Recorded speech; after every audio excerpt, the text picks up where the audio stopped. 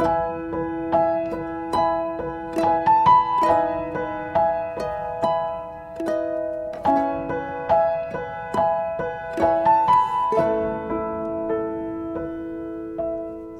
Bugem yang super humble dan baik hati, Mami Penny, para pengerja semua dan semua wanita-wanita hebatnya Tuhan yang ada di sini. Saya pakai contekan nggak apa-apa ya? Saya nggak bisa ngomong soalnya kalau tanpa contekan. Sebelum saya memulai kesaksian ini, izinkan saya menyampaikan ucapan terima kasih saya yang pertama kepada Tuhan Yesus yang super baik, terbaik dan termanis atas kasih karunia, penyertaan, pemeliharaan dan pembelaannya atas pemulihan rumah tangga saya luar biasa. Adapun perlindungan nyata atas saya, suami dan anak-anak, usaha pekerjaan suami dan anak-anak diluputkan dari niatan orang-orang yang tidak baik atas kami. Yang kedua, saya ucapkan terima kasih kepada PD Victory yang telah memberikan saya kesempatan untuk menyaksikan kemuliaan Tuhan untuk kedua kalinya. Dan untuk Bugem Eli Kurniawati, mentor terbaik dalam pertumbuhan iman saya selama hampir 2 tahun. Ketiga, terima kasih untuk suami saya yang limited edition. Sudah mau dipakai Tuhan menjadi alat kemuliaannya untuk membuat saya menjadi bejana yang indah di tangannya, untuk menjadi penolong, bukan perongrong. Saya berdiri hari ini yang pasti bukan karena kuat gagah atau hebatnya saya, melainkan semua karena kebaikan Tuhan, kuasa doa dan karya dahsyat supranya Tuhan atas hidup saya dan keluarga. Satu lagi tadi lupa, tempat untuk keluarga Pak Domianus dan keluarga Ibu Neti Butar-Butar yang selalu ada untuk menguatkan adiknya. Perkenalkan, nama saya Santi. Saya ibu dari 5 orang anak,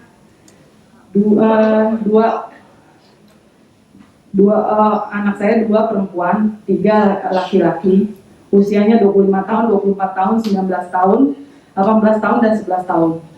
Saya sangat bersyukur dikaruniai anak-anak yang takut akan Tuhan, baik dan hebat. Mereka juga memiliki hati seluas samudra. Dalam keadaan apapun yang terjadi atas kami, mereka tetap melihat kami sebagai orang tua mereka. Walau masih jauh dari kata sempurna, mereka tetap memaafkan, mengasihi, menghormati, dan menghargai kami sebagai orang tua, dan selalu ada kapanpun kami perlukan. Masalah yang saya hadapi selama hampir 3 tahun adalah masalah rumah tangga. Hadirnya pihak ketiga dari pernikahan kami, yaitu perselingkuhan suami. Berawal sekitar bulan Agustus 2019 dan berakhir pada 17 Januari 2022. Dengan keterangan hal yang menyebabkan perselingkuhan suami terjadi karena tidak adanya komunikasi yang baik di antara kami berdua serta keegoisan kami masing-masing. Intinya belum bebas dari luka masa lalu kami berdua ini, belum bebas. Suami sibuk dengan pekerjaannya dan teman-temannya. Di mata suami saya seorang istri yang gak nurut, suka nanduk, keras kepala. Saya akui, selama pernikahan kami saya terbiasa mandiri, mengurus semua urusan anak-anak, rumah dari hal kecil sampai yang lain-lain itu sendiri. Karena saya berprinsip selagi saya bisa, saya pasti akan ngerjain sendiri. Sombong ya. Dengan demikian saya menjadi sombong. Saya merasa selama ini saya lebih banyak berperan di rumah daripada suami. Menyimpan kepahitan juga terhadap suami, karena bukan baru sekali suami berselingkuh. Hingga saya kurang menghargai suami. Saya sadar suami begitu karena dia menyimpan kepahitan terhadap orang tuanya, terutama papanya, yang dulu menelantarkannya dan suka berganti-ganti pasangan. Intinya masa lalu yang belum beres. Itu yang membuat saya merasa suami belum berperan sebagaimana seharusnya. Buat suami yang penting dia sudah mencukupkan kebutuhan saya dan anak-anak dan bertanggung jawab, itu udah cukup. Tapi buat saya, kebahagiaan dalam rumah tangga bukanlah dinilai dari materi, tapi pentingnya figur dan peranan seorang suami sebagai imam. Terima kasih Bu In. Sebagai imam dan ayah yang hadir. Karena keadaan tersebut, tidak ada usaha dari kami berdua untuk menyelesaikan, dan akhirnya semakin lama semakin seperti gunung es. saling menyakiti, dan banyak celah yang dipakai iblis untuk memporak-porandakan pernikahan kami. Dari sekian kesalahan suami, walau berat saat itu, saya berusaha memaafkan. Walau saat itu saya belum memahami firman dengan benar. Jadi seringkali saya masih ngungkit kesalahan suami dan belum benar-benar mengampuni. Keadaan ini terus berlanjut sehingga akhirnya di tahun 2019 puncaknya suami bertemu dengan AC. Ini saya pakai inisial aja ya. Janda 3 anak asal Palembang. Statusnya menjanda 3 tahun, ditinggal suaminya selingkuh. Jadi pisah hidup. Sedap nih ya. Pertemuan mereka berawal di rumah kerabat Aceh dan akhirnya berlanjutlah ke tahap yang lebih serius.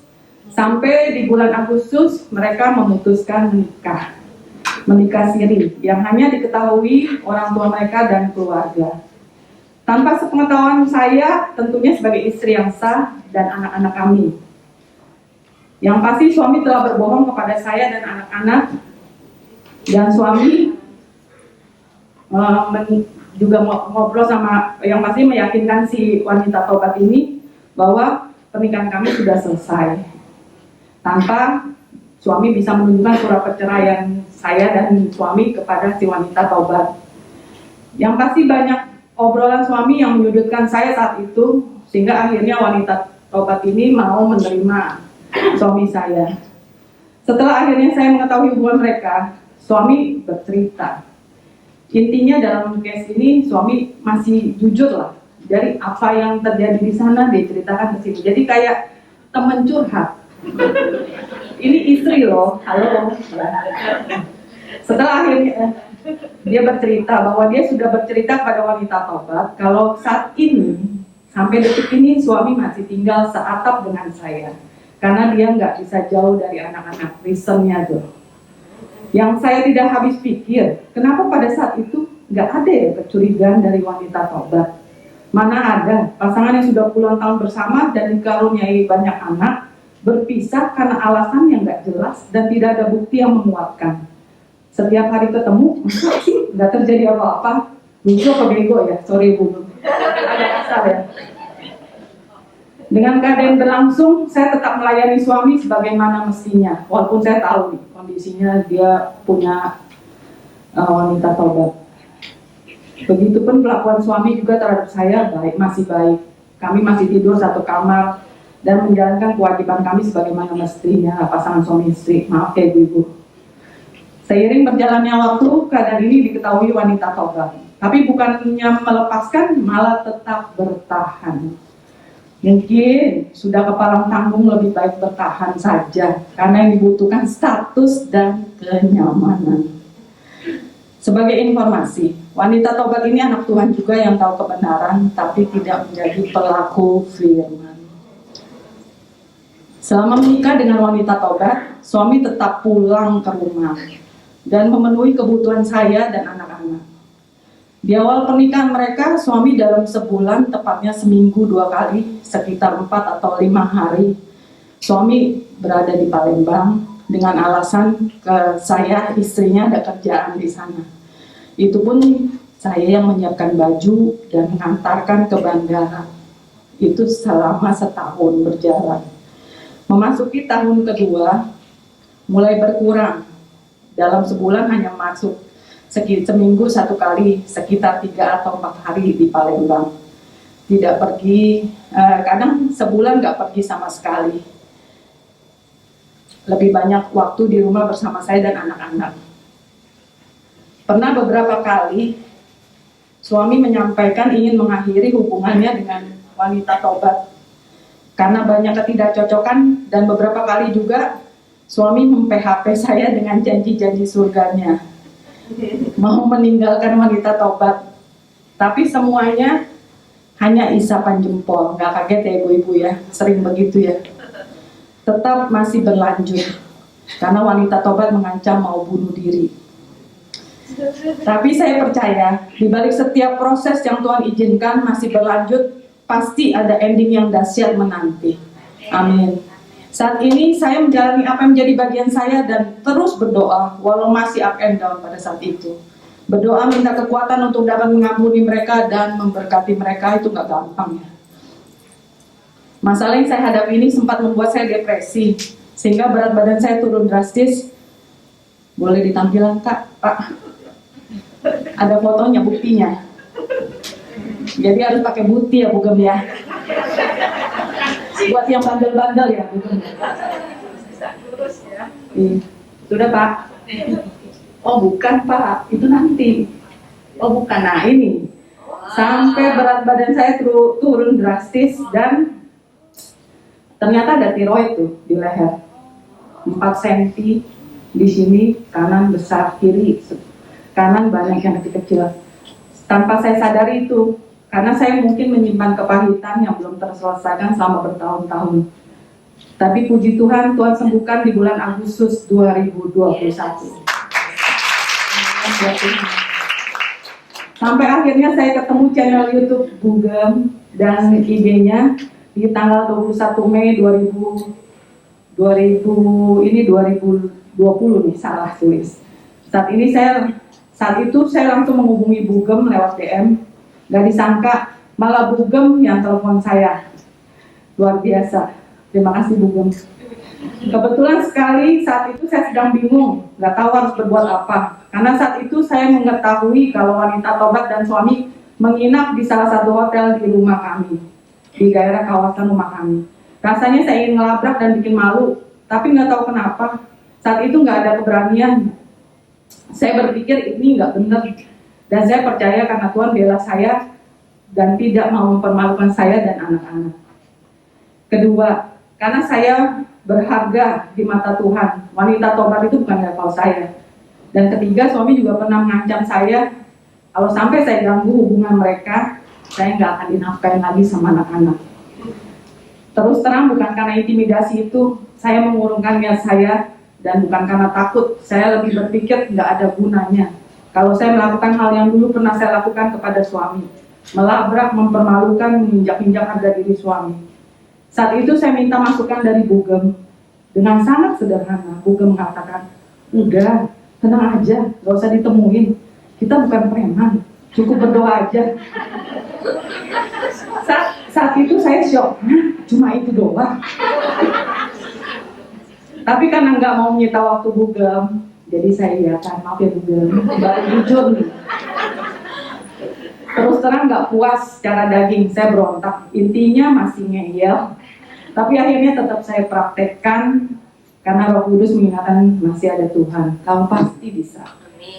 Dan yang Roh Kudus ingatkan kalau kita sendiri diberi kuasa untuk bicara langsung kepada Tuhan, dan kita sebenarnya sudah tahu jawaban apa nih. Makanya saat itu saya sudah nggak pernah lagi minta didoain hamba Tuhan. Terus terang, saya saat yang bersamaan saya sempat chat wanita tobat. Saya bilang, saya tahu keberadaan kamu. Saya minta dia ketemu saya saya mau menjelaskan semua keadaan yang sebenarnya dari versi saya dan anak-anak. Tapi alangkah terkejutnya, jawabannya malah menyakitkan. Tahu dari mana saya nginep di sini? Buat apa saya ketemu kamu? Semua kan sudah dijelaskan sama YD, itu inisial nama suami saya. YD bilang, lu kan penuh tipu muslihat. Dan wanita tobat memilih percaya semua perkataan suami. Di akhir percakapan kami, wanita tobat bilang, biar waktu yang membuktikan siapa yang berhak, dan wanita tobat percaya rencana Tuhan pasti yang terbaik hubungan mereka. Luar biasa ya, pede banget tuh orangnya. Sombongnya ampun, belum ngerasain dia disentil Tuhan. Saat itu saya hanya tertawa. Saya berkata dalam hati, nggak apa-apa, mengalah bukan berarti kalah juga. Di mana-mana jagoan tuh menangnya di akhir.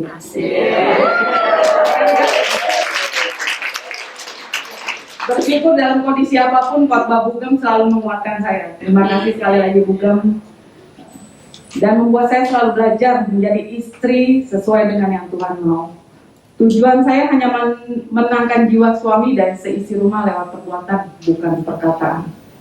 Puji Tuhan, selama saya mempraktikkan firman, seiring berjalannya waktu, Tuhan mulai nyatakan kuasanya. 1,5 tahun saya pakai kekuatan saya sendiri, semuanya nonsen, sia-sia. Nah, ini kuasa Tuhan mulai dinyatakan berawal di tanggal 17 November 2021. Teng ting teng.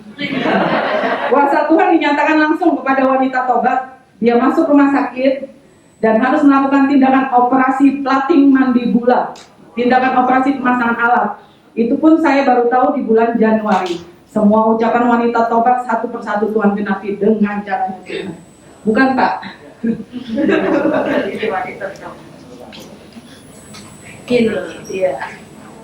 Ini ditutup aja ya buat menghargai. Walaupun gimana dia tetap anak Tuhan. Dan kuasa Tuhan yang kedua di tanggal 7 Januari 2022, kendaraan yang dikendarai kakak wanita tobat serta teman kakaknya mengalami kecelakaan di ruas tol Lampung arah Palembang. Sempat jadi berita viral di YouTube, laka maut Lampung. Dalam kecelakaan itu, dalam kecelakaan itu kakak wanita tobat meninggal di tempat dan temannya meninggal saat dibawa ke rumah sakit terdekat.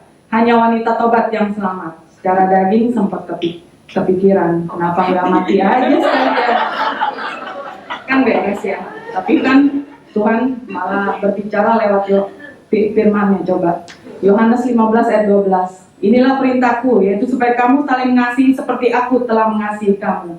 Saat itu saya langsung minta ampun sama Tuhan. Saya percaya rancangan Tuhan baik untuk semua orang dan lewat kejadian tersebut Tuhan mau pakai hidup wanita tobat juga untuk jadi saksi kepada kedua orang tuanya selama ini hubungan mereka tidak baik, dan ketiga anaknya, begitu juga dengan saudara-saudaranya. Dan yang paling terakhir, klimaksnya, di tanggal 17 Januari 2022, suami saya ditangkap polisi karena diduga penyalahgunaan obat terlarang narkotika. Saat itu saya sempat kaget, kayak disambar petir, nggak nyangka teguran Tuhan atas suami betul digenapi. Bukan kali ini Tuhan mau sentil suami, udah berkali-kali. Cuma akhirnya saya selalu minta kemurahan Tuhan untuk menarik kembali. Dan akhirnya terjadi hal itu, dan yang lebih mengagetkan lagi, polisi menunjukkan bukti chat suami dengan wanita tobat. Di situ jelas sekali terlihat mereka sudah lama menggunakan narkoba. Dalam chat tersebut, kata-kata suami sangat kasar kepada wanita tobat dan gak seharusnya dibicarakan oleh pasangan yang hubungannya dibilang baik-baik aja. Di situ terlihat sangat jelas hubungan mereka selama ini palsu. Jauh dari kata baik, tidak sehat untuk pasangan suami istri yang gak ada cinta, tetapi karena nafsu dan kebutuhan akan obat tersebut yang berdampak buruk untuk keduanya, dan akhirnya sudah jadi bisa ditebak pasti hancur ya. Sempat kesal sih sama wanita tobat, kecewa juga sama suami. Berarti selama 3 tahun ini dia nggak buat suami saya jadi lebih baik, malah makin rusak. Memang pilihan sih, karena mereka berdua bukan anak kecil lagi. Bukannya semakin jadi pribadi lebih baik, malah semakin hancur karena hal-hal tersebut juga berdampak. Akhirnya usaha suami juga hancur, ditipu orang, apa aja yang dikerjakan terus gagal, berimbas pasti pada keuangan kami. Selama ini wanita tobat yang menyediakan barang ini ke suami. Terbukti asal barang tersebut dari tempat tinggal wanita tobat. Sekarang saya tahu kenapa suami susah meninggalkan wanita tobat pada saat itu. Setelah diselidiki, keluarga wanita tobat ini keluarga yang bobrok, berlimpah harta, tapi tidak bisa menikmati kekayaan yang mereka miliki. Semua anak-anaknya berantakan, begitu pun rumah tangga mereka. Tolak ukur bahagia itu bukan karena harta. Karena harta kita bisa kehilangan orang kita sayangi, karena harta kita bisa meninggalkan Tuhan, dan karena harta kita bisa hancur. Lanjut ke penangkapan. Puji Tuhan, proses demi proses dimudahkan dan terlewati. Sebelum hari ketiga, suami dibebaskan karena tidak ditemui bukti kepemilikan narkoba. Puji Tuhan. Saya percaya selama 2 hari di kantor polisi, Tuhan sikapkan semua kebenaran yang selama ini dibutakan oleh keinginan dan hawa nafsu yang menyesatkan, menghancurkan dan membinasakan. Selama 2 hari ini, saya juga percaya Tuhan lawat suami saya secara pribadi dengan dahsyat untuk berubah ya pastinya. Saya hanya dapat bersyukur untuk semua kebaikan Tuhan atas keluarga saya dan rumah tangga saya. Saat itu suami saya minta maaf berkali-kali kepada saya dan anak-anak, dan meminta saya pada tanggal 19 mengirim SMS ke wanita tobat untuk tidak mengganggu hidupnya lagi, untuk tidak mengganggu rumah tangga kami dan keluarga kami. Suami sadar kalau selama ini apa yang sering dia sampaikan kepada saya Dia sangat menyesal dan telah bertindak bodoh, dan apa yang terjadi antara dia dan wanita tobat itu nggak lebih baik dari saya hidup dengan saya. Dalam berbagai hal, suami memang selalu memuji saya lebih baik dibanding dia. Akhirnya tanggal 19 Januari, suami saya pulang ke rumah, dan dia langsung memblok nomor wanita tobat dan keluarganya, dan menghapus semua foto-foto dan media sosial. Puji Tuhan, suami dan wanita tobat sudah tidak ada hubungan apa-apa lagi hari ini. Hal ini dipertegas dari pembicaraan suami dan temannya yang menyampaikan bahwa wanita tobat mengikhlaskan suami saya kembali kepada saya, istri yang sah dan satu-satunya. Sekarang hubungan keluarga kami semakin hari semakin mesra dan bahagia. Suami saya jadi suami yang baik, ayah yang baik, figur yang baik buat saya dan anak-anak. Selalu jujur akan hal apapun, nggak pernah ngumpet-ngumpet dan nggak ada yang disembunyikan lagi. Udah mau foto keluarga, nggak nyindir-nyindir, nggak ngilang-ngilang. Semakin peduli sama kami semua. Terus udah mau rajin cari firman Tuhan lewat YouTube. Saya percaya berjalannya waktu Tuhan yang akan menyempurnakan pertobatan suami. Amin. Perubahan karakter suami menjadi semakin seperti Kristus. Terakhir saya dengar wanita tobat juga sudah mulai aktif di gereja. Luar biasa itu. Demikian kesaksian saya dan keluarga. Semoga pemulihan yang terjadi atas rumah tangga saya segera terjadi juga untuk keluarga-keluarga yang ada di sini. Intinya, jangan putus asa, tetap semangat dan selalu percaya. Terus bersandar dan tetap setia menanti waktunya Tuhan yang pasti digenapi, karena Tuhan tidak akan pernah berhutang. Satu ayat yang buat kekuatan buat saya itu di Yesaya 60 ayat 22. Yang paling kecil akan menjadi kaum yang besar, dan yang paling lemah akan menjadi bangsa yang kuat. Aku Tuhan akan melaksanakannya dengan segera pada waktunya. Amin. Saya tutup dengan kutipan Google. Mungkin Tuhan tidak mengerti, tidak memberi kita sesuatu dengan cepat, namun Ia pasti memberi kita dengan tepat. Amin. Untuk PD Victory, happy birthday yang ke-9. Semakin bertambah dewasa, semakin diberkati dan selalu menjadi berkat kepanjangan tangan Tuhan. Amin. PD Victory, saya berharap tabah, tenang, tepat.